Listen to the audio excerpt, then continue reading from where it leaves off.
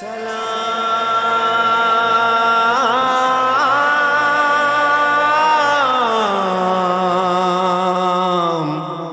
یا حسین.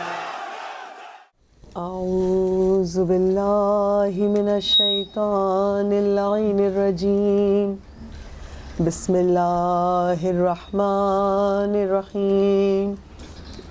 الحمد للہ رب العالمین باری الخلائق اجمعین فاطر السماوات والارضین والصلاة والسلام علی اشرف الاولین والآخرین خاتم النبیین شفیع المذنبین ابی القاسم محمد. اللہم صلی علی محمد وآل محمد وعلی آلہ الطیبین الطاہرین المظلومین المعصومین ولعنۃ اللہ الدائمۃ الباقیہ وعلى أعدائهم وقتلتهم أجمعين من الآن إلى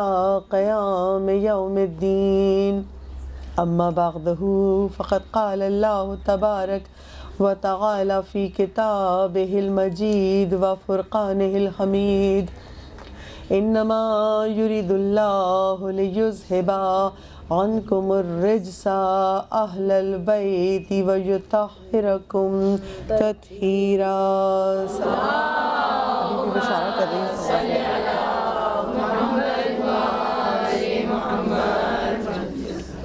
تمام تر تعریفیں اور تمام حمد و ثنا اس پاک پروردگار کے لیے ہے جو عالمین کا رب ہے، جس نے ہم سب کو خلق کیا، اس کائنات کو خلق کیا.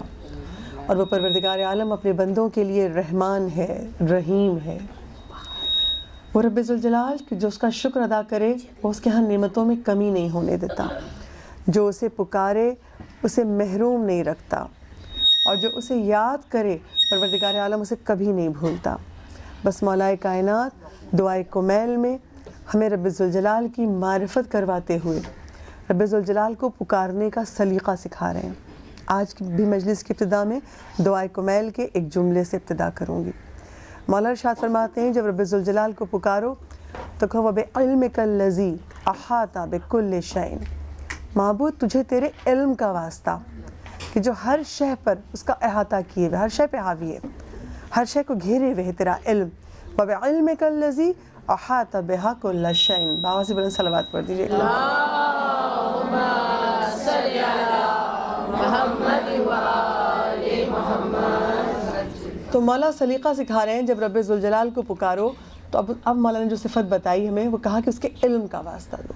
معبود تجھے تیرے علم کا واسطہ جس نے ہر شے کا احاطہ کیا ہوا ہے، اور واقعاً کوئی اس خدا کے علم کی حدوں کو سمجھ ہی نہیں سکتا.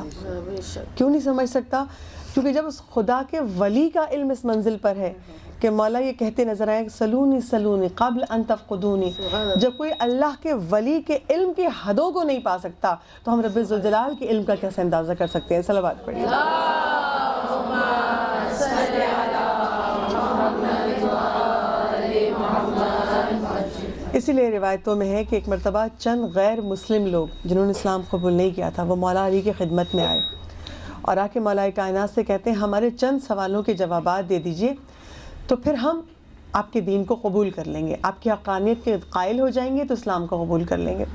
مولا کائنات کہتے ہیں اگر تمہارا یہ سوال کرنا کسی دشمنی کی بنا پر، کیونکہ مولا نے یہ کیوں کہا، وہ جو لوگ آئے تھے غیر مسلم سوال پوچھنے وہ ان سوالوں کے جواب سے واقف تھے، ان کی کتابوں میں یہ موجود تھا. وہ صرف آئے تھے مولا علی کی ایک طرح سے حقانیت کا دیکھنے کہ ہاں یہ سچے ہیں اللہ کے ولی اور سچے ہیں رسول کے وسیع، تو پھر ہم ان کے ہاتھ پہ بیعت کر کے کلمہ حق پڑھ لیں. تو مولا کہتے ہیں دیکھو اگر تمہارا یہ پوچھنا دشمنی یا بغض کی غرض سے ہے تو پھر لا حاصل ہے، لیکن ہاں اگر علم حاصل کرنے کے لیے پوچھنا چاہتے ہو تو میں تم کو جواب دیتا ہوں. اب اس پہلا سوال کیا کرتے ہیں؟ دیکھیے میں اور آپ سب جانتے ہیں قرآن میں پروردگار عالم نے ارشاد فرمایا کہ اس کائنات کی ہر شے اللہ کی تسبیح کرتی ہے، قرآن میں ہے. اور میں بارہا کہتی ہوں ممبر سے قرآن بغیر وارث قرآن کے سمجھ میں نہیں آ سکتا. اب تفصیل نہیں دی قرآن میں، بس اتنا کہا رب ذوالجلال نے، اس کائنات میں ہر شے اللہ کی تسبیح کرتی ہے۔ اب ان آنے والوں نے پوچھا ذرا یہ بتا دیجئے علی کہ جو گھوڑا ہے وہ اپنی زبان میں کیا کہتا ہے؟ مولا کائنات کہتے ہیں، وہ کہتا ہے سبحان الملک القدوس، کہ پاک و پاکیزہ ہے وہ جو مالک ہے اور بہت پاکیزہ، یہ کہتا ہے۔ اچھا یہ بتائیے کہ مرغا صبح جب بولتا ہے، جو ہم کہتے ہیں اذان دے رہا ہے، تو وہ کیا کہتا ہے؟ یہ وہ امام ہے جو کائنات کا امام ہے، یہ وہ امام ہے جو وارث قرآن ہے۔ تو بس اب سنیے وارث قرآن سے کہ جو اگر خدا نے کہا کہ ہر شے تسبیح کرتی ہے تو کس طرح؟ کہا مولا جو صبح مرغا اذان دیتا ہے یہ کیا کہتا ہے؟ خدا کی ہم کیسے کرتا ہے؟ کہا یہ کہتا ہے اذکر اللہ یا غافلون، اے غافلوں اٹھو اللہ کا ذکر کرو۔ کہا یہ گدھا جب آواز دیتا ہے تو یہ اللہ کی تسبیح کیسے کرتا ہے؟ مولا کائنات کہتے ہیں یہ کہتا ہے اللہم لعن الاشارین یا الہی، بارلہا سود کھانے والوں پر اپنی لعنت نازل کر۔ کہا اچھا یہ بتائیے تیتر جو ہے یہ پرندہ، یہ اللہ کی تسبیح کیسے کرتا ہے؟ یہ کیسے جو پکارتا ہے تو کیا کہتا ہے؟ تو کہا میرے مولا نے یہ کیا کہتا ہے؟ یہ کہتا ہے الرحمن علی العرش استویٰ، اللہ وہ ہے جو رحمان ہے اور عرش پہ اس کی حکومت ہے، مسلط ہے عرش پہ۔ کہا اچھا یہ ہدہد جو ہے یہ پرندہ یہ کیا کہتا ہے؟ مولا کہتے ہیں کہتا ہے اللہم لعن مبغضی آل محمد صلی اللہ علیہ وآلہ وسلم، یہ کہتا ہے پروردگار آل محمد کے دشمنوں پر لعنت نازل کر۔ اسی لیے پرندہ نبی خدا کے اتنا قریب تھا کہ ہم قرآن میں حدود کا تذکرہ پڑھتے ہیں جب ہم حضرت سلیمان کا واقعہ پڑھتے ہیں۔ کیوں کہ یہ پرندہ جب بولتا ہے تو کہتا ہے بارلہ محمد والے محمد کے جو بغض رکھتے ہیں ان کے لیے دل میں، ان پر اپنا غضب نازل کر، لعنت نازل کر۔ پھر پوچھتا وہ چھٹا سوال کہ مینڈک اپنی زبان میں کیا کہتا ہے؟ مولا کائنات کہتے ہیں کہتا ہے سبحان المحبود فل لجج البحار، تعریف اس خدا کی، اس کی جس کی زمین کے اندر بھی، سمندر کی تہوں میں بھی جس کی عبادت کی جاتی ہے، لجج البحار، سمندر کی تہوں میں بھی جس کی عبادت کی جاتی ہے۔ جب اتنا میرے مولا نے کہا کہ وہ جو کل ایمان ہے، وہ جو کائنات کا امام ہے، جب بتا دیا کہ ہر شے کس طرح خدا کی تسبیح کرتی ہے، ایک مرتبہ وہ پکار اٹھے ہاں بے شک آپ جو آپ کے رسول دین لے کے آئے وہ دین بھی سچا ہے اور آپ اللہ کے سچے ولی اور رسول کے وصی ہیں، ہم کلمہ حق پڑھنے کو تیار ہیں۔ صلوات اللہم صلی علی محمد و آل محمد۔ تو بس جب قرآن نے کہا تھا کہ کائنات کی ہر شے خدا کی تسبیح کرتی ہے، وارث قرآن نے بتایا کہ ہر شے اپنی زبان میں کس طرح خدا کی تسبیح کر رہی ہے، اور یہ علم علی ابن ابی طالب ہے۔ اور مولا دعا کے محل میں کیا سکھا رہے ہیں؟ جب اللہ کو پکارو تو اس کو اس کے علم کا واسطہ دو۔ علم وہ شے ہے، وہ چیز ہے کہ جتنا علم بڑھتا جاتا ہے معرفت بڑھتی جاتی ہے، ہم چیزوں کو پہچاننے لگتے ہیں، ہم اللہ کو پہچاننا شروع کرتے ہیں، ہم آل محمد کے مقام و مرتبے کو پہچانتے ہیں۔ جتنا علم بڑھے گا معرفت بڑھے گی، معرفت بڑھے گی ایمان مضبوط ہوگا۔ ایک رشتہ، ایک چین ہے یہ۔ اور اسی لیے کتاب اصول کافی کی روایت ہے کہ ایک مرتبہ صادق آل محمد امام جعفر صادق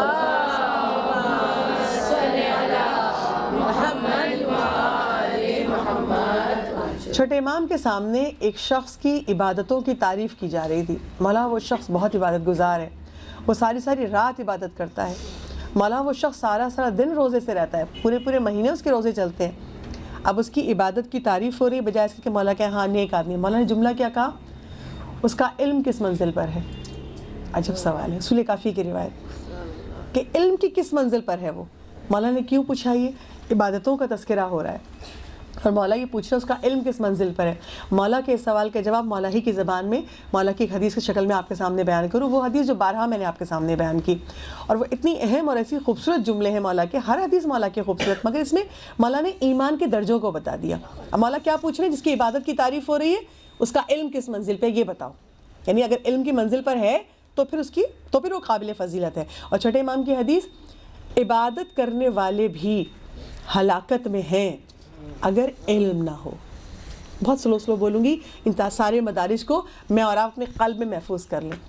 چھٹے امام کہتے ہیں عبادت کرنے والے بھی ہلاکت میں ہیں اگر علم نہ ہو، اور علم والے بھی ہلاکت میں ہیں اگر تقوی نہ ہو۔ عبادتیں کر رہے ہیں اور یہ علم نہیں کہ خدا ہم سے کیسی عبادت چاہتا ہے۔ بار میں نے اس اشرے میں ذکر کیا، خدا ہم سے کوانٹٹی نہیں کوالٹی چاہتا ہے۔ معرفت کی عبادت کرو، عادت کی عبادت نہ کرو۔ اللہ کو عادت کی عبادت نہیں چاہیے۔ تو اب کہا کہ عبادت والے ہلاکت میں ہیں اگر علم ان کے پاس نہ ہو۔ پھر مولا نے اگلا سٹیج بتایا، اگلا مرحلہ کہا علم والے بھی ہلاکت میں ہیں اگر تقوی نہ ہو۔ بہت علم ہے مگر گناہوں سے نہیں بچتے، تقویٰ نہیں ہے، خوف خدا نہیں ہے. کہا ایسے علم والے بھی ہلاکت میں جن کے پاس تقویٰ نہ ہو. پھر میرے مولا کہتے ہیں تقویٰ والے بھی ہلاکت میں ہیں. اب اگلا اسٹیج ایمان کا. تقویٰ والے بھی ہلاکت میں ہیں اگر خلوص نہ ہو. گناہوں سے بچ رہے ہیں، واجبات پہ عمل ہو رہا ہے، حرام سے بچ رہے ہیں، مگر دل میں کیا ہے؟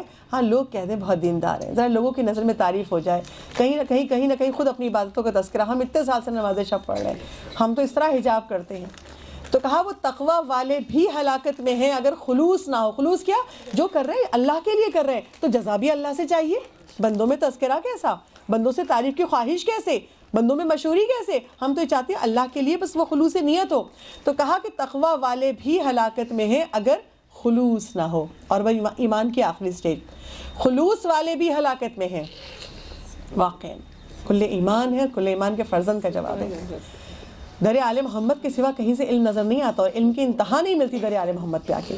کہا خلوص والے بھی ہلاکت میں ہیں اگر یقین نہ ہو کہ بڑا خلوص ہے، سب کچھ کر رہے ہیں، مگر علم یقین، منزل یقین پہ نہیں ہے ایمان کہ جو کچھ کر رہے ہیں اس کی جزا خدا سے پائیں گے. نہیں خدا، یہ بعض اکثر لوگوں کی بات ہم سنتے ہیں بہت ایکسٹریم پہ ہوتے ہیں. کچھ وہ ہوتے ہیں جو کہتے ہیں گناہ کر کے بھی ہم جانے ہمارا خدا جانے، اور کچھ وہ ہوتے ہیں جو اتنے ایکسٹریم پہ ہوتے ہیں بس جو کچھ ہوا ہمارے گھر میں ہوا فلاں وہ ہماری وجہ سے ہم گنہ گار ہیں. نہیں، اللہ کو دونوں ایکسٹریم ناپسند ہے. چھٹے امام کہتے ہیں مومن کے دل میں جو نور ہے، ایمان ہے، وہ اس کے دو حصے ہیں، خوف خدا کا نور بھی ہو اور اللہ کی رحمت سے امید کا نور بھی ہو، دونوں بیلنس. تو اب یہ امام نے یہ 5 مدارج بتا دیے. عبادت کرنے والے بھی ہلاکت میں اگر علم نہ ہو. عبادت کے ساتھ علم چاہیے، علم کے ساتھ تقویٰ چاہیے، تقوی کے ساتھ خلوص چاہیے، اور خلوص کے ساتھ منزل یقین چاہیے. ہم سب کے ایمان کی جو منزل کمال ہے وہ یقین ہے، جو ہم اپنے ائمہ کے اصحاب میں دیکھتے ہیں. میثم تمار، رشید حجری، مقداد، زبان کاٹی جا رہی ہے، ہاتھ پیر کاٹے جا رہے ہیں، مگر زبان پہ ذکر علی ہے، زبان پہ ذکر خدا ہے. اس منزل یقین پر ہے کہ کوئی ہمیں قتل بھی کر دے. اصحاب حسینی کربلا میں بار بار کہتے ہیں، آج بھی تذکرہ ہوگا کہ مولا ایک دفعہ کیا 1000 بار زندگی ملے، 1000 بار موت دی جائے، تب بھی آپ کو نہیں چھوڑ سکتے. یہ منزل یقین.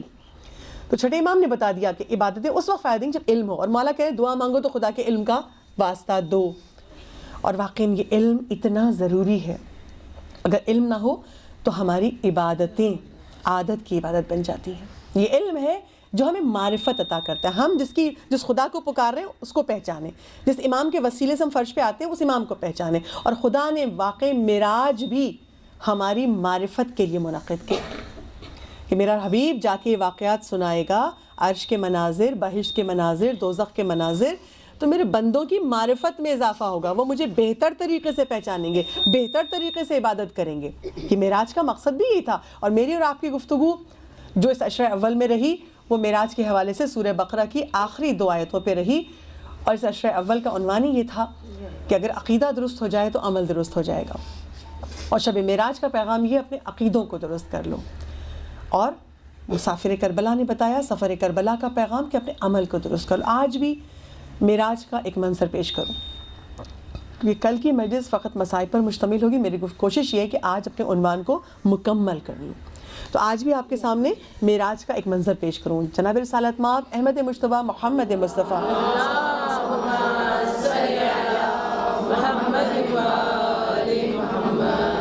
جناب رسالت مآب ارشاد فرماتے ہیں، حیات القلوب کی دوسری جلد کی روایت ہے یہ. رسول اسلام کہتے ہیں جب میں عرش پر جبرائیل امین کے ساتھ عرش کی سیر کر رہا تھا، ایک مقام پہ میں نے دیکھا ایک بہت حسین و خوبصورت محل ہے یاقوت سرخ کا. اور جب میں نے اتنا حسین محل دیکھا عرش پر تو میں نے جبرائیل سے پوچھا، جبرائیل یہ کس کا ہے؟ کہا یہ ان لوگوں کے لیے اللہ نے بنایا ہے. دیکھیے اللہ اتنا رحم الراحمین ہے، اور محمد والے محمد پہ جانے قربان اپنی ہر فضیلت میں ہمیں شریک کر لیتے ہیں. وہ ہمیں نہیں بھولتے، ہم بھول جاتے ہیں، ہم وہ معرفت کا حق ادا نہیں کرتے. اگر ہر عرش پہ قصر علی موجود ہے تو اب مومنوں کے لیے خوشخبری کہ معرفت کروائی جا رہی ہے. کہ جب پوچھا کہ یہ کس کا قصر ہے، یہ محل کس کا ہے، جبرائیل کہتے ہیں یہ ان لوگوں کے لیے جو 4 عمل انجام دیتے ہیں. پہلی چیز کہ ان کی گفتگو ہمیشہ نیک گفتگو ہوتی ہے، ان کی زبان سے کوئی بری چیز نہیں نکلتی، ہمیشہ نیک گفتگو کرتے ہیں. دوسری چیز تمام سال روزہ رکھتے ہیں. تیسری چیز ساری رات عبادت کرتے ہیں. اور چوتھی چیز اللہ کی تمام مخلوقات کو کھانا کھلاتے ہیں. جب یہ بیان کر رہے تھے رسول فرش پہ مولا کائنات کے سامنے، تو مولا نے سوال کیا اللہ کے رسول آپ کی امت استطاعت رکھتی ہے یہ چاروں عمل کرنے کی طاقت رکھتی ہے؟ آپ کی امت میں سے کون ہے جو چاروں عمل کر پائے؟ مولا تو جانتے تھے مگر مولا نے سوال کر کے تشریح پیش کروائی تاکہ ہم تک پیغام پہنچ جائے کہ ایسا کیسے ممکن ہے کہ ایک شخص سارا سال روزے سے رہے، ہر پورے سال میں ہر رات تمام رات عبادت، اور جو بولے تو نیک گفتگو ہو، زبان سے کوئی بری چیز نہ نکلے، اور اتنی قدرت و استطاعت ہو کہ اللہ کی تمام مخلوق کو کھانا کھلائے۔ جناب رسالت مآب نے مسکرا کے کہا اب سنیے اللہ کس طرح کوالٹی چاہتا ہے، عمل قلیل بھی کرو گے نا معرفت سے تو اجر کثیر دوں گا، بس اس منظر سے ملاحظہ فرمائیے۔ رسول اسلام کہتے ہیں جو پہلی چیز ہے نا کہ جو بری بات جس کی زبان سے نہ نکلے، کہا جو صبح کے آغاز میں، دن کے آغاز میں، فجر کے وقت اور جو مغرب کے وقت شام شروع ہوتی ہے، اگر تسبیحات اربع کا ذکر کریں تو درمیان میں جتنی گفتگو ہوئی پروردگار عالم اس کو نیک گفتگو میں شمار کرتا ہے۔ اللہ کے ذکر کی برکت دیکھیے، اور رسول اسلام کی حدیث ہے کہ اگر کوئی ہر نماز کے بعد 30 مرتبہ مصلی پر بیٹھے اور نماز مکمل ہوگی، تعقیبات جب پڑھنا شروع کرتے ہیں تو اگر کوئی 30 مرتبہ تسبیحات اربع پڑھ لے تو پروردگار عالم اس کو اس دن کی تمام بلاؤں سے، مصیبتوں سے بچا لیتا ہے، بری موت سے بچا لیتا ہے۔ اور چھٹے امام صادق آل محمد امام جعفر صادق،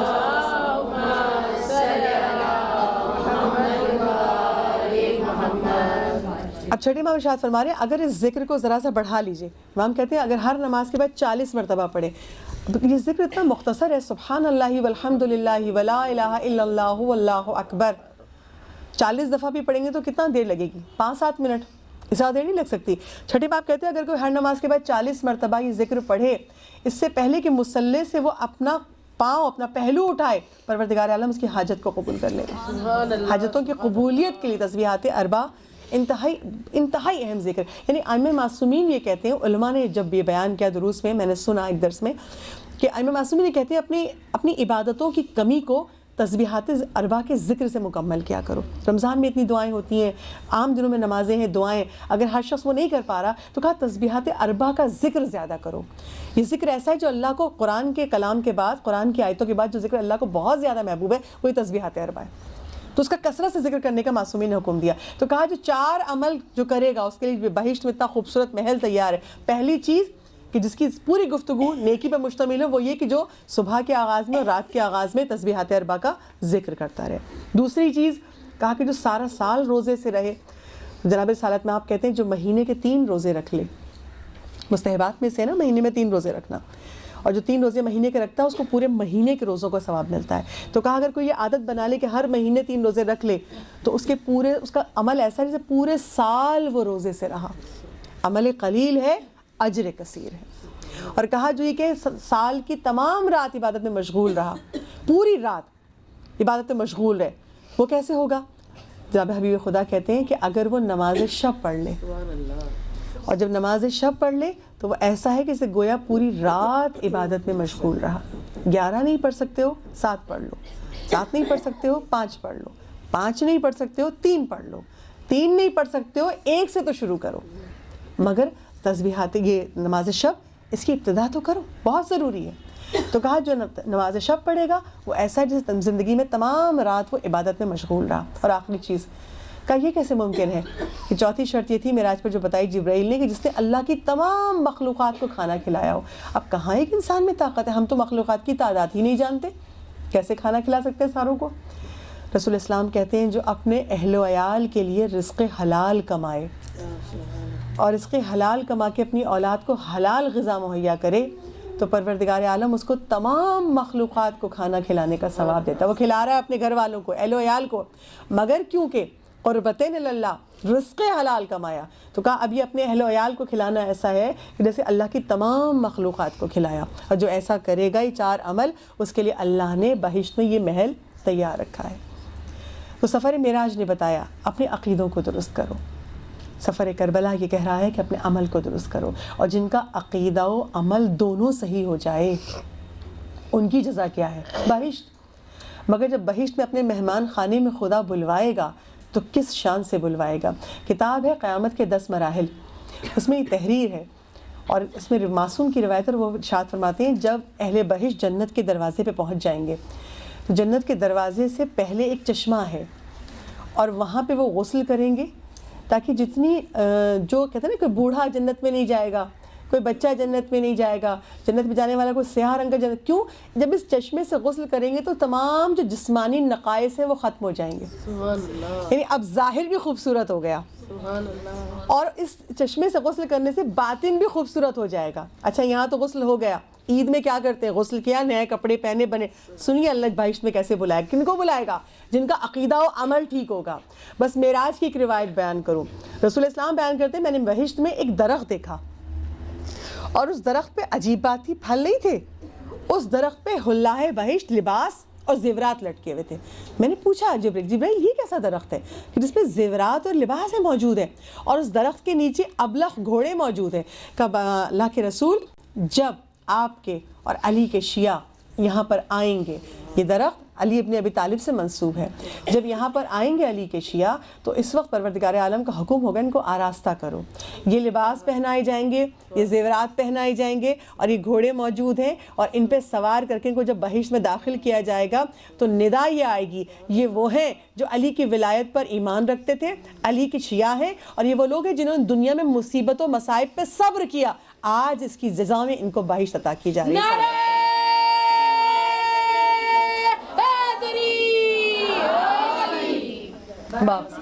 شاہ نجف بلندر سلام اللہم صلی علی محمد وآل محمد۔ اس سے پہلے کہ میرے ذہن سے ایک نکل جائے، مجھے چند روز پیشتر یہاں کسی خاتون نے پیپر پہ سوال لکھ کے دیا تھا، میرے ذہن سے پھر بیان میں نکل جاتا ہے۔ انہوں نے سوال یہ پوچھا تھا کہ جب تذکرہ ہوتا ہے ائمہ کا تو امام محمد تقی کی تقوی کا تذکرہ ہوتا ہے، امام حسن عسکری کی عسکریت کا حیبت کا تذکرہ ہوتا ہے، امام زمانہ کی غیبت کا تذکرہ ہوتا ہے، تو امام نقی کی نقاوت کا تذکرہ ہوتا ہے۔ نقاوت کیا ہے؟ میں نے کتابوں کو بہت کھنگالا، مجھے نہیں مل رہا تھا، پھر میں نے علماء سے رابطہ کیا، کل رات مجھے ایک عالم کا جواب مل گیا، تو جس خاتون نے بھی بھیجا تھا مجھے نہیں معلوم، اگر وہ یہاں موجود ہے تو نقاوت نقی سے ہے، اس کے معنی ہے پاکیزگی کے، تو جب ذکر ہوتا ہے امام نقی کے حوالے سے تو نقاوت سے جو مطلب ہے وہ ہے پاکیزگی۔ باوازِ بلند صلوات بھیج دیجیے۔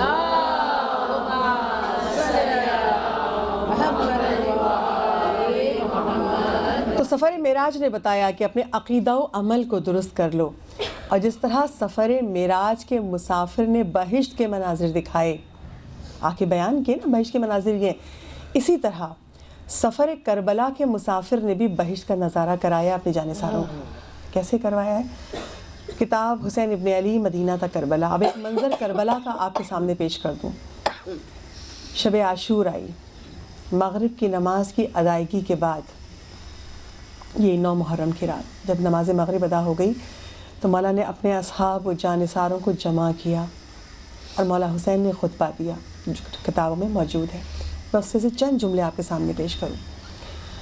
مولا حسین اپنے اصحاب و جانثار سے مخاطب ہو کے کہتے ہیں، میں اللہ کا شکر ادا کرتا ہوں، تمام حمد و ثنا اس اللہ کے لیے ہے، اور ہم شکر ادا کرتے ہیں اللہ کا ہر آسائش اور ہر سختی پر۔ سنیے مولا کے ایک جملوں پہ غور کیجئے کہ انسان نعمتوں پہ تو شکر کر لیتا ہے مگر سختیوں پہ شکر کون کرتا ہے؟ آل محمد کرتے ہیں۔ 3 دن کے پیاسے ہیں مولا، اور مولا شب عاشور مخاطب ہے اور کہہ رہے ہیں ہم اللہ کا شکر ہر آسائش اور سختی پر کرتے ہیں، اور وہی لائق حمد و ثنا ہے، ہم اس کی حمد کرتے ہیں کہ اس نے ہمارے گھرانے میں نبوت عطا کی، ہمیں قرآن کی تعلیم دی، ہمیں نورانی قلوب عطا کیے، ہمیں حق سننے والے کان عطا کیے، ہمیں حق دیکھنے والی آنکھیں عطا کی۔ یہ اب ذہن میں آ گئی ہوگی آپ کے سورہ اعراف کی آیت، جب اللہ کہتا ہے جن کے دل غافل ہوں، جو حق سنتے نہیں ہیں، جو حق دیکھتے نہیں ہیں، وہ کون ہیں؟ جانوروں سے بدتر ہیں۔ اب مولا اپنی فضیلت بتا رہے ہیں اسی آیت کے۔ ہم شکر ادا کرتے ہیں اس خدا کا جس نے ہمیں نورانی قلوب دیے، جنہوں نے حق سمجھنے والی آنکھیں دی، حق سننے والے کان دیے، اور اپنی فضیلتیں بیان کر کے پھر مولا حسین کہتے ہیں میرے نانا نے مجھے بتا دیا تھا کہ میں کربلا کی زمین پر قتل کیا جاؤں گا، تو میرے اصحاب و جانثاروں، میں تم پر آج اپنی بیعت ہٹاتا ہوں، تم میں سے جو جانا چاہے جا سکتا ہے۔ عجب پیغام آزادی ہے، عجب پیغام حریت ہے۔ لوگ ذرا سا کہیں ہمارے کراچی میں ریلی ہوتی ہے، میں یہی سوچتی ہوں اکثر مولا کے خطبہ پڑھتی ہوں، کہیں ریلی ہو، جگہ جگہ اعلانات، کیمپ لگے ہوئے، شور شرابہ، گاڑیاں، کسی کو پیسے دے کے بلا رہے ہیں، جمع کر رہے ہیں ہمارے ساتھ چلو۔ یہ حسینیت کا کمال ہے کہ روز عاشور، شب عاشور جو مولا نے سنت قائم کر دی تھی، جو جانا چاہے چلا جائے، جو میرے پاس رہے گا وہ قربت اللہ۔ نام حسین پہ کہیں مجلس بابا کر دیجیے، کہیں کارڈ نہیں بڑھتے، مجلس حسین ہو رہی ہے، جس کا دل چاہے آئے۔ یہ وہی سنت ہے۔ حسین کی راہ پہ آنے والا اپنے قلب کے ساتھ آئے گا، اپنی آمادگی کے ساتھ آئے گا، زبردستی نہیں آئے گا۔ کہا میرے مولا نے میں اپنی بیعت تم سے اٹھاتا ہوں، تم نے یہاں تک میرا ساتھ دیا، میں تمہیں اس کی جزا دلواؤں گا، بخشش دلوا دوں گا، مگر جو جانا چاہے چلا جائے۔ اپنے مولا نے کہا میں چراغ بجھا دیتا ہوں، تم اس تاریکی کا فائدہ اٹھا کے، اگر تم شر محسوس ہو تو میں چراغ بجھا دیتا ہوں، اور اس تاریکی کا فائدہ اٹھا کے تم یہاں سے جا سکتے ہو۔ اگر کوئی خوف ہے تو میرے اہل بیت میں سے جس فرد کا چاہے ہاتھ پکڑ کے اور تم اس مقام سے چلے جاؤ۔ لکھا ہے یہ کہ مولا کی گفتگو جاری تھی کہ سسکیوں کی آوازیں آئیں۔ سب سے پہلے ابوالفضل عباس نے کلام کیا، کہ خدا وہ دن نہ دکھائے جب ہم آپ کو چھوڑ کے چلے جائیں۔ سب سے پہلے مولا عباس کا کلام۔ میں یہ خطبہ سنا کے آپ کو ایک نقطے کی طرف لانا چاہتی ہوں، غور کیجئے مولا کے جملوں میں۔ زہرقین بولے مولا ایک دفعہ تو کیا 1000 دفعہ زندگی دی جائے، 1000 دفعہ مارا جائے، مگر حسین آپ کو نہیں چھوڑ سکتے۔ مسلم ابن اوسجہ بولے حسین اگر تمہیں چھوڑ کے چلے گئے تو خدا کو جواب کیا دیں گے؟ ایک ایک جانثار بڑھ بڑھ کے کہہ رہا ہے۔ حتیٰ کہ کہا ہی جاتا ہے جس وقت یہ محفل جمی تھی، جب گفتگو ہو رہی تھی، تو مولا کے اصحاب میں ایک شخص تھا بشیر ابن حضرمی، اطلاع آئی کہ اس کے بیٹے کو کوفے میں جو قید کر لیا گیا، تو مولا نے کہا جاؤ تم اپنے بیٹے کو چھڑاؤ، اب میں تم کو اجازت، تم جا سکتے ہو۔ کہا مولا آپ کو چھوڑ کے نہیں جاؤں گا۔ ایسے بھی جانثار تھے۔ اسی آپ نے اشرے میں آپ نے سنا کہ عمر سعد ملعون کیا کہتے ہیں، نہیں میرے بچوں کو مار دیں گے، میرے باغ جلا دیں گے۔ اب ایمان کا عقیدہ و عمل کا موازنہ کیجئے۔ اس کا عقیدہ کیا تھا کہ وہ مولا کو باغوں کی خاطر مولا کے قریب نہیں آ رہا۔ یہ وہ ایسا چاہنے والا ہے کہ اولاد سب سے کہتے ہیں نا، ہم اولاد بڑی ظالم چیز ہے، اولاد کی محبت میں انسان ہار جاتا ہے۔ اسی وقت خبر پہنچی کہ مولا کے اصحاب میں ایک شخص بیٹھا ہے، اس کے بیٹے کو کوفے میں قید کر لیا گیا ہے۔ کیوں؟ کہ اس کا باپ حسین کے ساتھ ہے۔ مولا نے کہا تم چلے جاؤ، میں تمہیں اجازت دیتا ہوں، جاؤ اور میں کچھ اتنا ہی لباس لے جاؤ، اس کو دینا، ہدیہ کرنا، اور تمہارا بچہ چھوٹ جائے۔ کہا نہیں مولا میں آپ کو چھوڑ کے نہیں جاؤں گا، میں آپ پہ اپنی جان نچھاور کروں گا۔ جب مولا نے یہ منظر دیکھا، یہ امتحان تھا کس کے لیے؟ عاشقان امام کے لیے، آخری امتحان تھا، اور ہمارے لیے پیغام تھا۔ کیا پیغام تھا؟ کہ جب کوئی نہ اٹھا، جب سب نے ہی جواب دیا، میرے مولا نے ایک مرتبہ دعا دی، خدا تم سب کو جزائے خیر دے۔ جب میرے مولا نے یہ کہا ہے نا خدا تم سب کو جزائے خیر دے، تو کتاب میں لکھا یہ ہے کہ سب نے یک زبان ہو کے ایک جملہ کہا، ہم اللہ کا شکر ادا کرتے ہیں کہ اس نے ہمیں یہ توفیق دی کہ ہم آپ کی مدد کریں۔ ہم اللہ کا شکر ادا کرتے ہیں کہ اس نے ہمیں یہ فضیلت بخشی کہ ہم آپ کے ساتھ شہادت پائیں، اور مولا کیا ہم اس بات پہ خوش نہ ہوں کہ بہشت میں بھی ہم آپ کے ساتھ ہوں گے؟ سنیے پیاسوں کا جملہ، سامنے لاکھوں کا لشکر ہے، مولا نے سب کچھ بیان کر دیا۔ تو جب اس خطبے کو میں نے مولا کے پڑھا، آپ کے سامنے آپ کو سنایا، تو جو دو چیزیں بہت واضح ہیں، وہ کیا کہ جو امام کے قریب ہے ان کا عقیدہ کیا ہے؟ وہ اللہ پہ توکل بہت ہے۔ جملہ کیا ہے؟ اللہ کا شکر ادا کرتے، کوئی پریشان نہیں ہے، ہاں کہاں پھنس گئے، اب تو آ گئے، اب کیسے منہ پھیر کے جائے، نہیں، شکر بھیج رہے ہیں، معبود تیرا شکر ادا کرتے ہیں، تو نے ہمیں توفیق دی کہ حسین ابن علی کے مددگاروں میں شامل ہیں۔ اور پھر مولا سے سوال کرتے ہیں، مولا کیا ہم خوش نہ ہوں کہ ہم جنت میں بھی آپ کے ساتھ رہیں گے؟ ایمان کو دیکھیے، عقیدہ و عمل کو دیکھنا تو کربلا میں دیکھیے۔ تو ان کو مولا سے توسل بھی تھا اور اللہ پہ توکل بھی تھا۔ میری جو گفتگو آپ سے جس آیت کے ذیل میں ہو رہی تھی، کل تک کی منزل ہم یہیں تک پہنچے تھے نا، کہ جب معراج پہ رسول کہہ رہے ہیں کہ بار اللہ تو کافروں کے مقابلے میں ہماری مدد فرما۔ اب میں ساری گفتگو کو سمرائز کر لوں، ایک نقطے تک لے آؤں، کہ معراج پہ رسول کہہ رہے ہیں کہ اللہ تو ہماری کافروں کے مقابلے میں مدد فرما۔ اللہ نے قرآن میں جواب دیا، یا ایھا الذین آمنوا ان تنصروا اللہ ینصرکم، پہلے قدم تم اٹھاؤ گے، تم میری مدد کرو، میں تمہاری مدد کروں گا اور تمہارے ایمان کو استقلال ادا کروں گا، سب پہ اقدامکم، تمہارے قدموں کو استقلال ادا کروں گا۔ تو ہم نے ائمہ کے در پہ آ کے پوچھا کہ کیسے ہو، ہم اللہ کی مدد کیسے کریں؟ کہا جو وقت کے امام کا مددگار ہو جاتا ہے، زیارت وارثہ یہ بتا رہی ہے وہ اللہ کے دین کے مددگار ہوتے ہیں۔ تم اللہ کے دین کی مدد کرنا چاہتے ہو، اپنے وقت کے امام کے مددگار بن جاؤ۔ پھر ہم نے اسی عشرہ اول میں امام کی ایک حدیث سے سیکھا، میں نے بھی آپ نے بھی، چھٹے امام کہتے ہیں اگر امام کے مددگاروں میں شامل ہونا چاہتے ہو تقوی اختیار کرو، کریمانہ اخلاق اپناؤ۔ کل کی مجلس میں گفتگو اس منزل تک پہنچی تھی کہ ہم نے سن لیا در آل محمد سے، ہمیں تقوی اختیار کرنا ہے، گناہ سے بچنا ہے، سب سے پہلی شرط، اپنے اخلاق کو بہترین کرنا ہے۔ تو کیسے کریں؟ یہ اس وقت تک نہیں ہوگا جب تک ہم حق مودت ادا نہیں کریں گے، ہم مولا کی محبت میں قربانی دینے کو تیار نہ ہو جائیں۔ کس چیز کی قربانی؟ اپنی خواہشات کی، اپنے نفس کی قربانی۔ مگر یہ جذبہ کب پیدا ہوگا؟ جب ہمیں امام سے توسل کرنا اور اللہ پہ توکل کرنا آ جائے۔ پورے اس آیت کا محاصل یہ فقط 2 جملے، اور آج پورے عنوان کو سمیٹ رہی ہوں میں۔ پروردگار مجھے توفیق دے، بی بی مدد کرے میری کہ پیغام آپ کے قلب تک پہنچ جائے۔ ہم جو مولا کے خطبہ پڑھ کے اور سن کے محسوس کر رہے ہیں، جو اصحاب حسینی جو ایک دوسرے کو مبارکباد دے رہے تھے، بس چند لمحوں کی بات ہے، پھر تو ہم بہشت میں مولا کے ساتھ ہوں گے۔ تو کیا چیز تھی؟ امام سے توسل تھا اور خدا پہ توکل تھا۔ اور اگر یہی 2 چیزیں ہم پیدا کر لیں تو پھر جنت، مومن جنت کیوں چاہتا ہے؟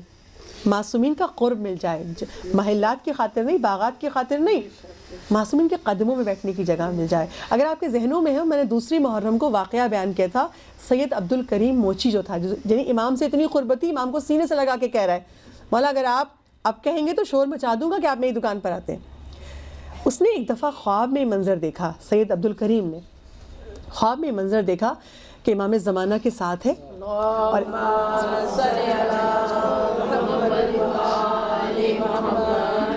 کہ امام زمانہ کے ساتھ ہے اور امام اس کو بہشت کے مناظر دکھا رہے ہیں۔ کربلا میں حسین ابن علی نے جب یہ کہا تھا نا جانثاروں نے کہ ہم آپ کو نہیں چھوڑیں گے، کیا جنت میں بھی ہم تو اس لیے خوش ہیں جنت میں بھی آپ کے ساتھ رہیں گے، تو تاریخ یہ کہتی ہے حسین ابن علی نے اشارہ کیا تھا، حجابات ہٹ گئے تھے اور مولا نے تمام اصحاب کربلا کو جنت میں ان کے مناظر دکھا دیے تھے۔ اگر سفر معراج کے مسافر نے جنت دکھائی ہے تو سفر کربلا کے مسافر نے بھی اپنے جانثاروں کو منظر ہاتھ کا اشارہ کیا تھا، حجابات ہٹ گئے تھے، کہا یہ مقام ہے تمہارا بہشت میں میرے ساتھ۔ تو اب یہ شخص خواب میں دیکھتا ہے امام زمان کو کہ میں امام زمانہ کے ساتھ ساتھ سفر کر رہا ہوں، امام زمانہ بہشت کے مناظر دکھا رہے ہیں، سید عبد الکریم بہشت میں تمہارا یہ والا مقام ہے۔ تو ایک مرتبہ مولا کہتے ہیں، سوال کرتے ہیں مولا آپ بھی میرے ساتھ ہوں گے؟ تو کہا میں آؤں گا مگر ابھی کچھ دنیا کے معاملات ہیں جنہیں مجھے ادا کرنا ہے۔ کہا مولا پھر مجھے ایسی جنت نہیں چاہیے جہاں آپ نہ ہوں، یہ ہے ایمان۔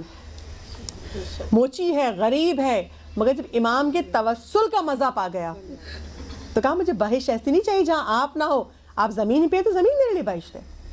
تو 2 چیز کی جو ہم میں کمی ہے، مجھ میں اور آپ میں، جو ہم ہمت ہار دیتے ہیں، تو ہم ممکن ہے اس دور میں دین پہ عمل کرنا، ایسا دنیا کے ساتھ بھی چلنا پڑتا ہے، 2 لوگوں کو کیا جواب دیں گے، ہمیں لوگوں کی فکر زیادہ ہے۔ جس امام کے ہم ماننے والے ہیں یہ فکر نہیں ہوتی کہ امام ناراض ہو جائے گا، کیوں نہ۔ اچھا عجیب بات دیکھیے، بار بار معصومین نے کہا، قرآن کی آیت یہ کہ قرآن پاک میں سورہ توبہ اور سورہ توبہ کی آیت نمبر 105 ارشاد رب العزت ہوتا ہے وَقُلِ اعْمَلُوا فَسَيَرَى اللَّهُ عَمَلَكُمْ وَرَسُولُهُ وَالْمُؤْمِنُونَ، تم جو چاہے عمل کر لو، تمہارے ہر عمل کو اللہ دیکھ رہا ہے، رسول دیکھ رہا ہے، اور کچھ خاص مومنین ہیں۔ وہ خاص مومنین کون ہیں؟ ائمہ معصومین۔ اور ہفتے میں 2 دفعہ وہ ہمارے اعمال چیک کرتے ہیں۔ روایتیں آتی ہیں شب جمعہ اور ایک پیر کی رات، پیر اور جمعرات 2 دن ایسے ہیں جب ہماری فائل امام زمانہ کے پاس جاتی ہے، اور ہم پورا ہفتہ ہی فکر نہیں کرتے کہ کوئی ایسا عمل نہ ہو کہ میرا امام ناراض ہو جائے مجھ سے۔ ہم وہ کچھ کر دیں کہ جب امام ہمارے اعمال کو دیکھیں تو امام دعا کے لیے ہاتھ اٹھائیں، امام کی زبان پہ ہمارا نام آ جائے، ہم امام کی دعا میں شامل ہو جائیں۔ ہونی چاہیے نا کوشش، اللہ کہہ رہا ہے تم کوشش کرو توفیق میں دوں گا، یہ خدا کا وعدہ ہے۔ ہم کوشش نہیں کرتے، ہم ہمت ہار جاتے ہیں، جبکہ وہ وقت کا امام حضرت حجت ارشاد فرما رہے ہیں کہ ہم تمہارے حقوق سے لاپرواہ نہیں ہیں۔ سنیے میرے مولا کا جملہ، مولا نے اس کو لکھ کے دیا ہے شیخ مفید کو، مولا کی توقیع مبارک شیخ مفید کے پاس پہنچی، اس میں تحریر تھی۔ مولا کہتے ہیں میرے شیعوں کو بتا دو ہم تمہارے حقوق سے لاپرواہ نہیں ہیں، ہم تمہیں بھولے بھی نہیں ہیں۔ اگر ہم تمہیں بھول جاتے تو یہ دشمن تمہیں ختم کر دیتے، تم پر مصیبتیں نازل ہو جاتی۔ تو وہ امام جو ہماری فکر کر رہا ہے، ہم اس کی فکر نہیں کر رہے، ہم نہیں فکر کر رہے کہ امام دیکھ رہے ہم نے 24 گھنٹے میں کیا کیا، کچھ ایسا نہ ہو جائے کہ امام ناراض ہو جائے۔ اور نہ صرف یہ کہ امام نے کہا، امام کرتے ہیں، فکر کرتے ہیں۔ بس ایک روایت کتاب اٹھو انصار امام زمان، اس کتاب میں روایت ہے ایک شخص جس کا نام تھا یاقوت، وہ اس کی ماں شیعہ تھی، اس کا باپ اہل سنت پر تھا، اور یہ بھی اپنے باپ کے عقیدے پہ تھا۔ اس کی ماں عاشق امام تھی، تشیع پہ اس کا عقیدہ تھا، شیعہ تھی وہ، اور اپنے بچے سے کہا کرتی تھی کہ دیکھو جب بھی کوئی مشکل پیش آتی ہے تو میں تو اپنے وقت کے امام کو پکارتی ہوں، یا ابا صالح ادرکنی، اور میرا امام میری مدد کو آتا ہے، اس لیے کہ وہ مجھ سے بے خبر نہیں ہے۔ یا اگر یہ چیز ہمارے قلب میں بیٹھ جائے، ہم اپنے بچوں کو سمجھا سکیں، کیونکہ ذرا پریشانی ہم پر آتی ہے تو ہم کیا کہتے ہیں، فلاں نے کروا دیا ہے کچھ، اس کے در پہ اس کے در پہ فلاں حاصل ہے۔ دیکھیے قرآن یہ کہہ رہا ہے تم پر جو پریشانیاں آتی ہیں اکثر کی وجہ یہ کہ ہمارے گناہ ہوتے ہیں، ہمارے گناہوں کی سزا ہوتی ہے، اللہ چاہتا ہے جو گناہ ہے وہ یہیں دھل جائے، تو پریشانی میں مبتلا ہوتے ہیں۔ اگر کسی نے کروایا ہے حسد تب بھی ہم اپنے امام سے متوسل کیوں نہیں ہوتے؟ وقت کے امام کو کیوں نہیں پکارتے؟ ہم اپنی حاجت اپنی مصیبت ان کے سامنے کیوں نہیں پکارتے؟ دو چیز کی کمی ہے ہم میں، امام سے توسل نہیں کرتے، اللہ پہ توکل نہیں کرتے۔ اب یہ شخص جس کی ماں شیعہ ہے، باپ اہل سنت پر ہے، خود بھی اہل سنت کے عقیدے پر ہے، یہ صحرا میں تیل بیچتا ہے، ایک مرتبہ راستہ بھٹک گیا، صحرا کا سفر ہے، اب راستہ نہیں مل رہا، بہت پریشان ہے، بہت دوڑ کے دیکھ لیا، اب پیاس برداشت نہیں ہو رہی ہے، بہت پریشان ہے، راستہ بھٹک گیا ہوں۔ ایک مرتبہ یاد آیا کہ میری ماں یہ کہتی ہے کہ جب کوئی پریشانی ہوتی میں اپنے وقت کے امام کو پکارتی ہوں، یا بس صالح ادرکنی۔ بس ایک مرتبہ کہتا ہے اللہ میں اس کو جس پر اس کا عقیدہ تھا ان کو بلایا تو کوئی نہیں آیا، کہا میں اپنی ماں کے کہنے پر جو میری ماں جس کو بلاتی میں اس کو بلاتا ہوں، اگر وہ آ گئے میں ماں کے عقیدہ کو قبول کر لوں گا۔ بس ایک مرتبہ پکارا یا بس صالح ادرکنی، ادھر کہنا تھا کہ وقت کا امام اس کی مدد کو آ گیا، اور جب مدد کو آئے ہیں تو مولا نے کہا دیکھ فلاں مولا ساتھ چلے چند قدم، کہیں سامنے جو سڑک نظر آ رہی ہے اس پر چلے گا تو اپنی منزل تک پہنچ جائے گا۔ یہ کہتا آپ چند قدم تو میرے ساتھ چلیے، میں چاہتا ہوں اس منزل تک آپ میرے ساتھ چلیں۔ تو حضرت حجت کہتے ہیں میں چلتا، مگر اس دنیا کے ہزاروں گوشوں سے لوگ مجھے پکار ہیں، مجھے ان سب کی مدد کے لیے جانا ہے۔ وہ امام جو ہم سے بے خبر نہیں ہے، ہمارے قلب کو یہ یقین کیوں نہیں آتا کہ ہم لاوارث نہیں ہیں، ہمارا وارث سلامت ہے اور ہم پر نگاہ رکھے ہوئے ہیں۔ امام کہہ رہے ہیں ہم تم سے بے خبر نہیں ہیں، اگر ہم تم سے بے خبر ہو جاتے تو تم پر مصیبتیں نازل ہو جاتی، دشمن تمہیں ختم کر دیتے، یہ آج عزاداری امام کیوں سلامت ہے؟ وارث موجود ہے، وارث موجود ہے، وہ حفاظت کر رہا ہے۔ تو بس یاد رکھیے پہلی چیز ہمیں امام سے توسل کرنا سیکھنا ہے، اور دوسری چیز ہمیں اللہ پہ توکل کرنا سیکھنا ہے۔ ذرا سی پریشانیاں ہوتی ہیں، ہم دنیا کی خاطر اپنی آخرت خراب کر لیتے ہیں، دین بیچ دیتے ہیں۔ مثلا آج ہر گھر میں بچوں کی شادیوں کا مسئلہ ہوتا ہے، اور ایسے گھرانوں میں نے دیکھا، آپ کی بھی آبزرویشن ہوگی، کہ بچوں سے حجاب کی پابندی نہیں کروائی تھی، نہیں دنیا کے ساتھ چلنا پڑتا ہے، بہت زیادہ حجاب کریں گی تو رشتہ کیسے آئے گا؟ اللہ پہ توکل نہیں رہا ہمیں، اللہ کے دین پہ اطاعت نہیں۔ اللہ نے کہا عورت پہ حجاب واجب ہے، ہم نے اپنے بچوں کو حجاب کی وہ اہمیت نہیں بتائی، وہ اس کی قدر و قیمت نہیں بتائی۔ اب جب آج یہاں کی بات نہیں کری تو الحمدللہ سب باحجاب آتے ہیں، بہت سی مجالس میں جانا ہوتا ہے، میں نے دیکھا بچیاں کپریز میں آ رہی ہیں، پیر کھلے ہوئے، کس کے سامنے آ رہے ہیں؟ ہم آ رہے ہیں جناب سیدہ کے سامنے پرسہ دینے، وقت کے امام کو پرسہ دینے، اور اپنے حجاب کی جسم پورا مکمل چھپا ہوا نہیں ہے، حجاب مکمل نہیں ہے، قصور ان کا نہیں ہے، والدین ڈر کے مارے کے زیادہ پردہ کر لیں گی تو پھر کہاں ہم بھی آئیں گے، کہاں رشتہ کریں گے؟ اللہ پہ توکل نہیں ہے۔ جاب کر رہے ہیں، کہیں خواتین جاب کر رہی ہیں، اب اس وہاں کے آفس کے ماحول میں لوگ پردہ، بینک کی جاب ہے، کہیں بھی جاب کر رہے ہیں، کسی ادارے میں بھی، اور یہ پریکٹیکل مسئلہ جو خاص کر خواتین ڈسکس کرتی ہیں، وہاں پہ حجاب نہیں ہے۔ اب یہ اس لیے پابندی بھی نہیں ہے کہ وہ کرنا چاہیں، نہیں اگر کروں گی تو بہت آڈ لگے گا، لوگوں کی نظروں میں آ جائے، شیطان تو ہزار دلیلیں دیتا ہے نا، لاجکس دیتا ہے، لوگ کہیں گے ہاں شیعہ ہیں تو اور نظروں میں آ جاؤں گے۔ اللہ کی اطاعت کرنی ہے ہر حال میں، لوگوں کی ناراضگی کی پرواہ نہیں کرنی ہے، اللہ کی اطاعت کرنی ہے۔ بس 2 حدیثیں بیان کروں، مصائب کی منزل پہ آ جاؤں۔ کتاب میزان الحکمہ کی 4 جلد میں روایت ہے، جناب رسالت مآب احمد مجتبیٰ محمد مصطفیٰ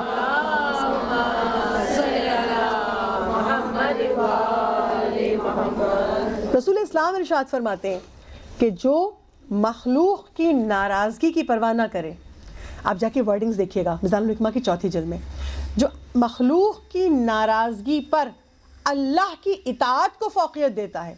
مجھے دنیا کی فکر نہیں ہو، شادی میں گئے سب مذاق اڑائیں گے، یہ کیا کونے میں باحجاب بیٹھی ہیں، عجیب تماشا بنایا ہوا ہے، سب اس طرح آ کے انجوائے کر رہے ہیں، ہمیں دنیا کی ناراضگی کی فکر نہیں، اللہ کی اطاعت۔ رسول کہتے ہیں جو مخلوق کی ناراضگی پر اللہ کی اطاعت کو فوقیت دیتا ہے، سنیے اس کا اجر، رب ذوالجلال ہر دشمن کے مقابلے میں اس کی دشمنی سے، ہر حاسد کے حسد سے، ہر سرکش کی سرکشی سے اس کو محفوظ رکھتا ہے۔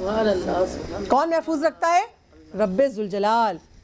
اگر تم نے مخلوق کی ناراضگی پر اللہ کی اطاعت کو فوقیت دی تو اللہ تمہیں ہر دشمن کی دشمنی سے بچا لے گا، ہر حسد کرنے والے کی حسد سے بچا لے گا، ہر سرکش کی سرکشی سے بچا لے گا۔ اور آخری جملہ کیا ہے رسول کا؟ رسول کہتے ہیں پروردگار عالم خود اس کا پشت پناہ اور مددگار بن جاتا ہے۔ اس حدیث کو سن لیجئے اور اس آیت کو یاد کر لیجئے، سورہ محمد کی وہ 7ویں آیت، یا ایھا الذین آمنوا تنصر اللہ ان ینصرکم کہ اللہ کہ تم میری مدد کرو میں تمہاری مدد کروں گا. یہ رسول کہہ رہے کب مدد کرے گا خدا؟ جب تم اللہ کی اطاعت کو فوقیت دو گے. رسول کا جملہ ہی ہے اللہ اس کا مددگار اور پشت پناہ بن جائے گا. اس کی پشت پناہ کیا؟ اس کی بیک پہ خدا ہے. مت گھبراؤ ہم ہیں تمہارے پیچھے کھڑے تمہیں سہارا دینے کے لیے, ہم ہیں تمہارے مددگار. شرط کیا ہے؟ اللہ کی اطاعت کو فوقیت دو. اچھا جو ایسا کرے گا, سورہ محمد کی آیت کا آخری جملہ کیا تھا؟ یا ایھا الذین آمنوا ان تنصروا اللہ ینصرکم ویثبت اقدامکم. یثبت اقدامکم تمہارے پیروں کو, قدموں کو. یثبت استقلال ادا کرے گا, یعنی تم کو تمہارے ایمان کو مضبوط کر دے گا. کیسے کر دے گا؟ اس کتاب میزان الحکمہ کی اسی جلد میں روایت موجود ہے, اور وہ روایت ہے معراج سے متعلق, اور میرے خیال میں تشریح کے آخری معراج کی روایت. اس میں جناب رسالت مآب احمد مجتبیٰ محمد مصطفیٰ صلی اللہ علیہ وسلم رسول اسلام ارشاد فرماتے ہیں معراج پر میرے خدا نے مجھ سے کہا کہ جو کوئی اپنے عمل کو میرے لیے مخصوص کر لیتا ہے, جو میری رضا پر عمل کرتا ہے, لوگوں کی خواہش نہیں, دل کی خواہش نہیں. میں نے کل تذکرہ کیا تھا ہمیں دل کی راہ پہ چل کے خوش ہونا ہے, امام کی نگاہ میں اچھا بننا ہے, بس اس میں فیصلہ کر لینا ہے. جناب رسالت مآب کہتے ہیں معراج پر میرے رب نے مجھ سے کہا جو میری رضا پر عمل کرتا ہے, میری رضا کی خاطر راضی رہتا ہے, اللہ کی رضا پہ راضی ہوں, جس حال میں ہوں, دکھ میں ہوں, پریشانی میں ہوں, جس حال میں ہوں, اللہ کی رضا پہ راضی ہوں. تو رسول کہتے ہیں جو اللہ کی رضا پر عمل کرتا ہے, پروردگار عالم کہتا ہے میں اسے 3 چیزیں اس کے لیے لازم کر دیتا ہوں. میں 3 چیزیں بیان کروں گی اور آپ کی زحمتوں کو تمام کروں. 3 چیزیں جو ہیں وہ پروردگار عالم لازم کر دیتا ہے اس بندے کے لیے جو اللہ کی رضا پہ راضی رہتا ہے. پہلی چیز رب ذوالجلال کہتا ہے میں اسے ایسے شکر کی معرفت کرواتا ہوں جس میں جہالت ملی ہوئی نہیں ہوتی. سبحان اللہ. بہت غور کیجیے گا, وقت بہت کم رہ گیا ہے, میں بہت مختصر جملوں میں تشریح کرتی جاؤں. اللہ کہتے ہیں پہلی چیز میں اسے ایسے شکر کی معرفت کرواتا ہوں جس میں جہالت ملی ہوئی نہیں ہوتی. بہت سارے لوگ شکر کر رہے ہوتے ہیں مگر کیا ہوتا ہے, کسی نے پوچھا کیا حال ہے, ارے یہ پریشانی ہے, ارے یہ تکلیف ہے, پاؤں نہیں اٹھ رہا, درد یوں ہو رہا ہے, گھر میں یہ پریشانی ہے, سب کچھ کہہ لیا, اللہ تیرا شکر ہے. یہ شکر جہالت کے ساتھ ہے, یہ شکر حقیقی شکر نہیں ہے. حقیقی شکر کیا ہے؟ معرفت کے ساتھ ہو کہ پتہ ہو کہ یعنی جو اللہ مصیبت بھی ہے تو اس کی گناہ دھل رہے ہیں, مصیبت بھی اگر ہے تو مراتب بڑھ رہے ہیں. شکر اللہ کہہ رہا اب جو میری رضا پہ راضی ہوگا اس کو شکر ایسا دوں گا, ایسے شکر کی معرفت کرواؤں گا جس میں جہالت ملی ہوئی نہ ہو. اور وہ کون سی منزل ہے؟ بس چھوٹی سی ایک روایت تاکہ آپ کے ذہن میں وہ چیز کلیئر ہو جائے. علامہ مجلسی کی بیٹی آمنہ بیگم مجتہدہ تھی. علامہ مجلسی کی بیٹی اور اپنے وقت کی مجتہدہ ہیں. ایک مرتبہ سیڑھیاں چڑھ رہی ہیں, گھر میں گر گئی تو سر بھی پھٹ گیا اور پاؤں کی ہڈی بھی ٹوٹ گئی. گھر والے دوڑے, طبیب کو بلا کے لائے کہ بھئی وہ ہڈی کس طرح جوڑی جائے, خون بہہ رہا ہے. مگر سب گھر والے حیران کہ خاموش, بلکہ لبوں پہ ہلکی سی مسکراہٹ ہے. کہا تمہیں تکلیف نہیں ہو رہی؟ کہا تکلیف تو ہو رہی ہے مگر میں یہ سوچ کے مسکرا رہی ہوں کہ میری اس تکلیف پہ نہ جانے میرا خدا مجھے وہاں کیا کیا عطا کرنے والا ہے. یہ ہے منزل یقین جو میں نے مجلس کی ابتدا میں کہا تھا نا, امام کی حدیث کہ خلوص والے بھی ہلاکت میں اگر یقین نہ ہو. یقین ہماری ایمان کی منزل کمال ہے, سب سے آخری سیڑھی ہے. یقین دیکھیے شکر کس منزل پر ہے کہ میں تو شکر ادا کرتی ہوں کہ اس تکلیف کی بس خدا مجھے پتہ نہیں کیا کیا ثواب میرے نامہ اعمال میں لکھنے والا ہے.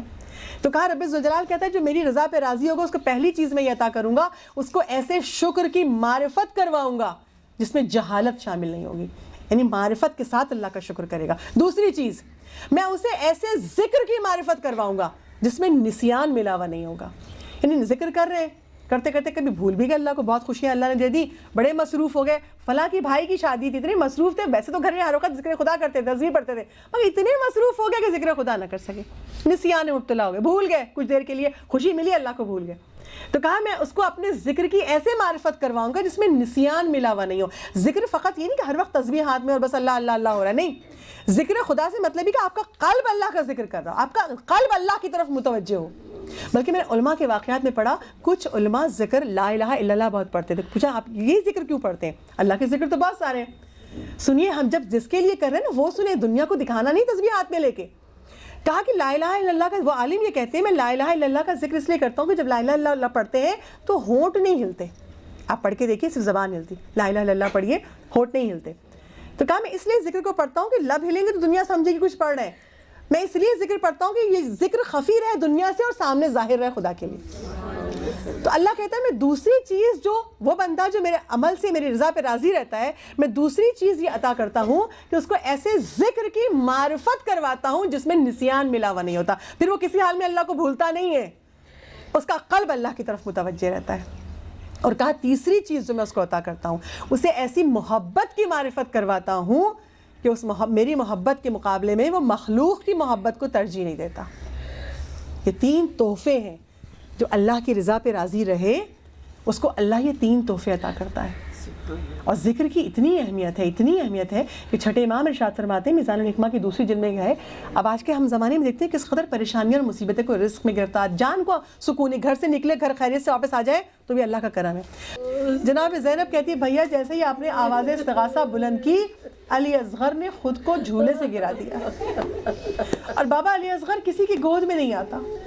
حسین مظلوم خیمے میں آئے، نہ جانے باپ نے بیٹے سے آنکھوں میں کیا کہا، بیٹے نے کیا کہا باپ سے۔ ایک مرتبہ آغوش پھیلائی مولا حسین نے اور باپ کی آغوش میں آ گئے۔ میرا دل یہ کہتا ہے، اصغر یہ کہہ رہے ہوں گے نظروں میں، بابا آپ نے آواز استغاثہ بلند کی، بابا ابھی آپ کی فوج کا ایک سپاہی باقی ہے، بابا اتنا چھوٹا ہوں کہ خود چل کے نہیں جا سکتا، اس لیے جھولے سے گر کے آپ کو بلا رہا ہوں، ابھی میں باقی ہوں، بابا مجھے لے چلیے مقتل میں۔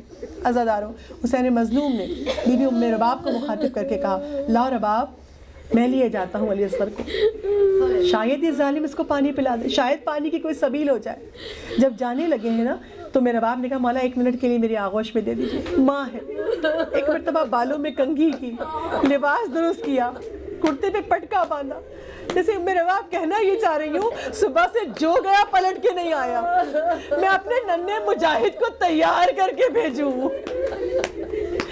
علی اصغر کے بالوں میں کنگھا کر کے ماں نے سوار کے باپ کے حوالے کر دیا۔ حسین مظلوم خیمے سے برآمد ہوئے۔ عزاداروں، روز عاشور کربلا کے صحرا میں اتنی گرمی تھی، زمین جل رہی تھی، فضا گرم تھی۔ ایک مرتبہ میرے مولا نے علی اصغر کو جو آغوش میں لیے ابا کے دامن سے ڈھک لیا، بچہ پیاسا ہے، دھوپ کی شدت ہے، میرا بچہ کملا جائے گا۔ مولا نے ابا کے دامن سے ڈھکا اور ادھر لشکر یزید والے سمجھے شاید حسین قرآن لے کر آ رہے ہیں۔ عزاداروں، واقعاً قرآن ہی تھا، قرآن سامت نہیں تھا، قرآن ناطق تھا۔ اور جب لشکر یزید والے سمجھے کہ قرآن لے کے آ رہے، مولا حسین لشکر یزید کے سامنے آئے، ابا کے دامن کو ہٹایا، علی اصغر کو اٹھا کے کہا، اے قوم جفاکار، اگر تیری نگاہ میں گنہگار ہوں تو میرا یہ 6 مہینے کا بچہ تو گنہگار نہیں ہے، میرا بچہ پیاسا ہے، پیاس کے سبب اس کی ماں کا دودھ خشک ہو چکا ہے، اس کو 2 گھونٹ پانی پلا دو۔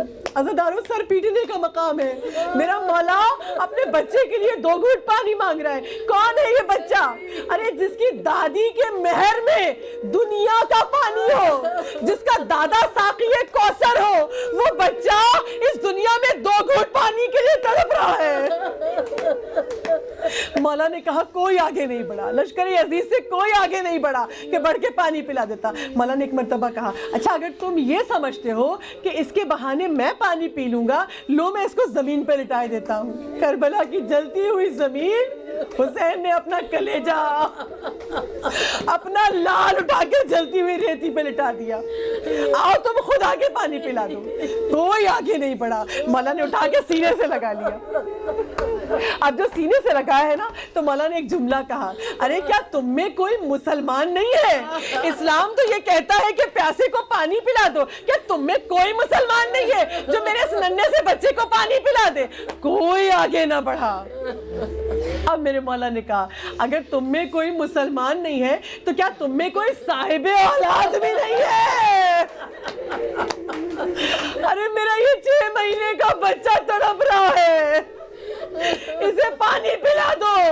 ارے مولا کہتے ہیں نا، سید سجاد میرے شیعوں سے کہنا تمہارے مولا نے وقت آخر تمہیں بہت یاد کیا، مولا ہم سے برداشت نہیں ہوتا، ہم تڑپ کے یہی کہتے ہیں، فیا لیتنی کنتو معکم فافوزا فوزا نصیبا، کاش مولا ہم ہوتے، آپ کے مددگاروں میں ہوتے، کیا عالم غربت ہے۔ بس ایک مرتبہ مولا حسین نے علی اصغر کو مخاطب کر کے کہا، اصغر تم بھی تو حجت خدا کے بیٹے ہو، ذرا اپنی پیاس کا اظہار کر دو۔ کتنا غریب ہو گیا حسین، اصغر تم اپنی پیاس کا اظہار کر دو. علی اصغر نے اپنی سوکھی زبان ہونٹوں پہ پھرائی. اصغر کا یہ سوکھی زبان لبوں پہ پھرانا تھا. لشکر یزید میں ہلچل مچ گئی. ارے یہ بچہ اتنا پیاسا ہے. اس سے پہلے کہ کوئی کچھ کہتا عمر سعد ملعون نے ہرملہ کو مخاطب کر کے کہا اخطا کلام الحسین. ارے لشکر میں ہلچل مچ گئی ہے, حسین کے کلام کو قطع کر دے. ہرملہ ملعون نے 3 بھال کا تیر کمان میں جوڑا. عزادارو 3 بھال کا تیر, جس تیر کے 3 سرے ہوتے ہیں, وہ تیر جنگوں میں گھوڑے کی گردن توڑنے کے لیے استعمال کرتے ہیں. کہا حسین کا 6 مہینے کا بچہ. ہرملہ نے تیر جوڑا کمان میں, تیر چلا ہے. علی اصغر کے حلق کو چھیدتا ہوا امام کے بازو کو زخمی کرتا ہوا نکل گیا. مقاتل میں لکھا ہے علی اصغر کا گلا کتنا چھدا, 3 بھال کا تیر تھا. اس تیر سے علی اکبر کا حلق ذبح ہو گیا. دائیں طرف سے بائیں طرف تک ذبح ہو گیا علی اصغر. خون کا فوارہ بلند ہوا. مولا نے خون چلو میں لے کے آسمان کی طرف پھینکنا چاہا. آسمان سے صدا آئی, حسین اگر یہ خون ناحق اوپر آیا تو بارش نہیں برسے گی. مولا نے زمین پہ ڈالنا چاہا. زمین نے کہا میں قبول نہیں کروں گی مولا. مولا زمین میں قیامت تک دانا نہیں اگے گا. حسین نے مظلوم نے وہ خون اپنے چہرے پہ لگا لیا. انکار آسماں کو ہے, راضی زمین نہیں. اصغر تمہارے خون کا ٹھکانہ کہیں نہیں. حسین مظلوم علی اصغر کے لاشے کو لے کے خیمے کی طرف بڑھے, مگر میرا امام 7 مرتبہ خیمے کے قریب گیا, 7 مرتبہ پلٹ آیا. کل روزے عاشورہ عمل عاشورہ کریں گے نا, ہم بھی اس سنت کی تقلید کریں گے, ہم بھی اس پر عمل کریں گے. 7 دفعہ آگے بڑھیں گے, 7 دفعہ پیچھے ہٹیں گے. یہ مولا 7 دفعہ آگے پیچھے کیوں ہٹے؟ باپ کا دل یہ کہہ رہا تھا کیسے لے جاؤں. امامت یہ کہہ رہی تھی کہ لاشا ماں تک پہنچا دے, اور باپ کا دل یہ کہہ رہا تھا کہ ماں برداشت نہیں کر سکے گی. 7 دفعہ آگے بڑھے, 7 دفعہ پیچھے ہٹے. بس ایک مرتبہ در خیمہ پہ آ کے آواز دی, میرا باپ اپنے لال کو لے جاؤ. مقتل میں لکھا ہے کہ جب مولا نے پکارا ہے 2 لوگ آئے. سکینہ دوڑتی ہوئی آئی اور میرا باپ آئی. ابا کے دامن سے ڈھکا ہوا ہے علی اصغر کو. سکینہ نے بابا کا دامن پکڑ کے کہا بابا علی اصغر کو پانی پلا دیا. بابا میں بھی تو پیاسی ہوں. بابا آپ نے علی اصغر کو پانی پلا دیا. اب جو رواب آئی, مولا نے ابا کا دامن اٹھایا. اب جو زخمی خون میں ڈوبا ہوا لاشا علی اصغر کا ماں کی گود میں گیا. میرا باپ نے کہا ارے میرے لال, مجھے نہیں پتا تھا کہ تجھے ذبح کر دیا جائے گا. اس عمر کے تو بچے بھی جانور بھی ذبح نہیں ہوتے.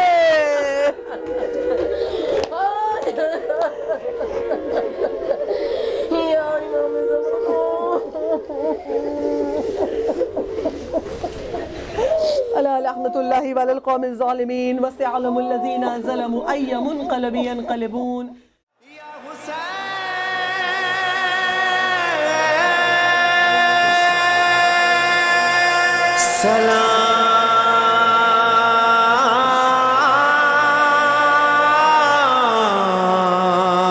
سلام یا حسین.